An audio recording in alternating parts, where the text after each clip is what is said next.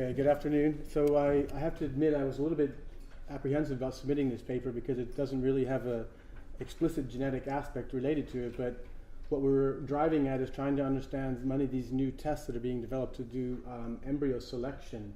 And in that regard, it does feed to a decision which is made within clinics, which can then have downstream cost implications. So I think in that respect, it does fit with the general theme. So I'm here to represent this data more from my academic side. I do also work in a commercial role as well in my consulting business, but today I'm sharing some work from one of the PhD students that I'm working with. So what is the overall research aim? Basically, there are several different genetic gene tests and morphological tests that are being developed at now to try and understand how embryos that are harvested or are created during the in vitro fertilization process, also called assisted reproduction, can actually be selected to, in the end, optimize outcome of live births. So rather than focusing on other elements of the development, these tests are really about trying to maximize outcomes associated with assisted reproduction. So in the end of the day, we kind of took this from a sort of theoretical perspective to saying we know that there's 3 tests that are being done, some of which are gene-based, some are morphological, some are cytoplasmic testing, trying to say what kind of efficacy would these new tests have to establish before they could be introduced into practice. And then, of course, these tests will not be for free. So we need to understand the cost in relationship to those benefits that they offer. But many of you will be aware that this kind of gene testing is not new. I mean, in assisted reproduction, they've been doing pre-implantation genetic diagnosis for single gene mutations for quite a while now, I think close to 20 years. And listening to some of the discussion today, you sort of see common themes that even, particularly around payment, these tests are actually not really widely reimbursed, although they can, as you're aware, you can detect those embryos which could potentially lead to a very severe condition, and these costs can be avoided. And the HFEA, which is a sort of regulatory body in the UK, lists up to 250 tests which can be available in the UK. But of course, these tests are very expensive, and as I mentioned, there's often a reluctance for them to be paid for. And within my understanding is that in the NHS, that individual cases are reviewed whether they're funded or not. But surprisingly, considering the importance of the PGD test, very few cost-effectiveness analyses have been performed. And I guess and some of the limited conclusions that you'll find, particularly in cystic fibrosis, that it does seem to be a viable approach to try and reduce the impact or the occurrence of the disease. But beyond that, I haven't seen a lot of other cost-effectiveness studies looking at PG testing. And as I mentioned before, these tests are not widely reimbursed. So this is a survey that we conducted across Europe with across about 35 clinics, regarding whether PGT is reimbursed. So you can see that in most cases, the PGT is not being paid for by any public funding across Europe. But some of you who aren't familiar with assisted reproduction, you might say, why do you need to do this? But this is, first of all, it's a very expensive technology. It can cost about £3,000 per cycle. And as you can see, the success in terms of the live birth rates are actually quite low. So there's your capacity to actually improve the outcomes. As you can see, around 40% of the cases will actually give rise to a live birth, and that, of course, deteriorates over time. I don't think with a any kind of embryo selection technique you're going to get anywhere to 100%. There's many reasons why people remain infertile and why the technique doesn't work, but it just shows you that there's considerable capacity to improve outcomes. And this also gives you some idea about the costs involved. So there was some study that was done in Scotland that shows if you look at the actual overall costs and the success rates by individual age groups, you can be paying close to £80,000 to £100,000 to produce one child in the UK, based on the success at those individual age-specific rates. So why else would an improved embryo selection diagnostic test be helpful? As some of you might be aware, that because fertility treatments are not paid for publicly by many reimbursement systems, people are trying to they're paying out of pocket, they're trying to optimize outcomes, and that means transferring more and more embryos. So when people are transferring more and more embryos, you of course run the risk of twins and triplets, which these costs then will fall back onto your health system.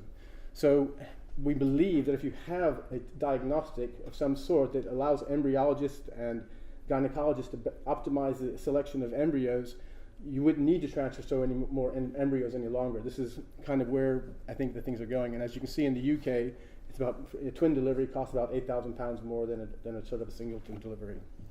So there's potential cost savings. So how prevalent is the problem of, because it really the embryo selection is about trying to minimize the number of embryos. Well, across another European-wide survey shows that in 50% of one of the cases, more than one embryo is being transferred, so the problem is huge. In those cases, more people are getting either multiple, either 2 or 3 embryos being transferred. So any sort of diagnostics that can actually influence that decision making has a great capacity to minimize twin pregnancies, which are considered a poor outcome because of the costs and the complications. So what did we do? Well, we were quite simple in our approach. We thought there's plenty of economic models around that look at assisted reproduction. We don't need to recreate that. So we took an existing model that had been published for the Netherlands, and we basically adjusted it to take into consideration embryo diagnostic criteria. And then in the model, what actually happens is that, those of you who aren't familiar, when you enter treatment, you pursue, I'll show you in the model in a minute here, but you enter the treatment, and at the time of collection, they can collect maybe, well, sometimes you might only have 1 embryo, but you might end up resulting in about 8 or 9 embryos. So you can have a lot of choice to be made. And so those who have these embryos, the doctor and the patient will then make a decision how many are transferred. The remaining embryos will be frozen, which enables you then to go back at some point in the future if you fail. Remember the 40% success rate, 60% failure rate. So a lot of people are getting a fresh cycle, which is a stimulated cycle, and then they will re-enter back into the model. As you can see up here, there's frozen embryo available, and there's the opportunity to have a second embryo transferred that's thawed and then implanted. So our model takes into consideration both just 1 fresh cycle and 1 frozen cycle. We didn't go any beyond that because of some of the problems of understanding what happens to the frozen embryos when you have a diagnostic. So the comparators in our analysis are single embryo transfer, which is in many countries the standard of care. It means if you're a certain age, you get 1 embryo, or as I showed earlier, 50% of one of the cases are getting double embryo transfer. Or in the future, if a diagnostic single embryo transfer, if a diagnostic becomes available to optimize the selection of embryos, that would be the third option. So as you can see in the current situation, just looking at SCT, which is single embryo transfer, or DET, double embryo, without the diagnostic, you can see what the approximate cost per live birth is.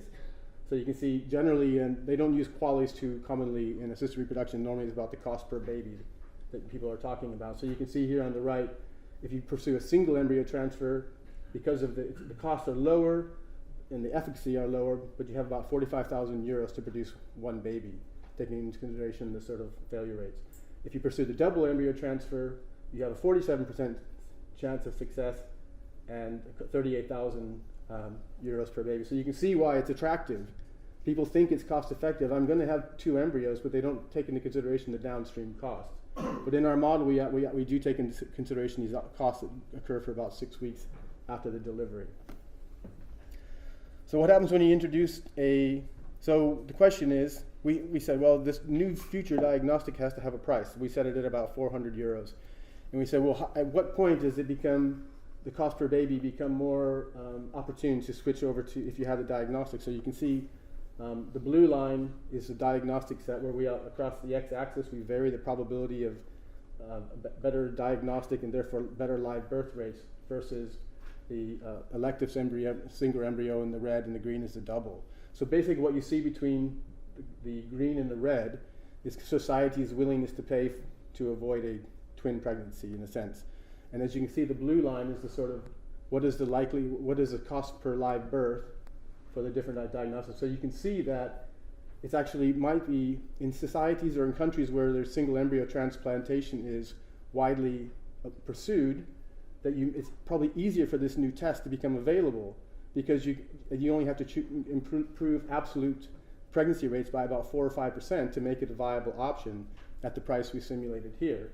In contrast, in all the countries which are pursuing double embryo transplantation, you really need to pump up your efficacy to try and overcome this cost per live birth.